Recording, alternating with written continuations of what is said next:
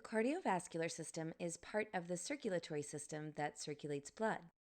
The circulatory system also includes the lymphatic system, which circulates lymph, but the terms circulatory system and cardiovascular system are commonly used interchangeably to describe blood circulation. The cardiovascular system consists of the heart, blood, and blood vessels. The heart is essentially a pump that moves blood through the vessels. It has two sides, each of which has two chambers. The best-known function of the circulatory system is perhaps the transport of inhaled oxygen from the lungs to body's tissues and removal of carbon dioxide in the opposite direction to be exhaled. Basically, oxygen-poor blood from the body returns to the right side of the heart, where it is pumped to the lungs. In the lungs, blood picks up oxygen and releases carbon dioxide. Oxygen-rich blood then returns to the left side of the heart. This part of the system is called the pulmonary circuit. The left side of the heart pumps oxygen-rich blood to body's tissues, where it unloads oxygen and picks up carbon dioxide. The resulting deoxygenated blood again returns to the heart's right side to complete the cycle. This part is the systemic circuit.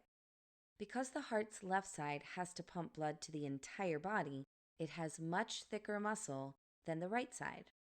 There are 4 valves which serve to ensure one-way blood flow through the heart. Oxygen-poor blood flows from right atrium to right ventricle to pulmonary arteries, while oxygen-rich blood moves from left atrium to left ventricle to the aorta. The heart is enclosed in a double-walled protective sac called the pericardium. The pericardial cavity contains a fluid which serves as lubricant and allows the heart to contract and relax with minimum friction. The heart wall has 3 layers. The outer layer, epicardium, lines the pericardial cavity. The inner layer, endocardium, lines heart chambers and valves and is continuous with the endothelium of blood vessels. And the thick middle layer, myocardium, is the muscle tissue responsible for the beating of the heart. The contraction of the heart muscle is initiated by electrical impulses, known as action potentials. Unlike skeletal muscles, which have to be stimulated by the nervous system, the heart generates its own electrical stimulation. The impulses start from a small group of cells called the pacemaker cells, which constitute the cardiac conduction system. The primary pacemaker is the SA node. It initiates all heartbeats and controls heart rate. Apart from transporting gases, the blood also supplies body's tissues with nutrients and removes metabolic wastes.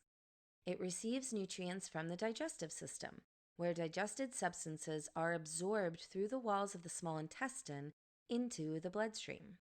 These substances are then passed through the liver to be screened for toxins before joining the general circulation. In tissues, nutrients are exchanged for wastes.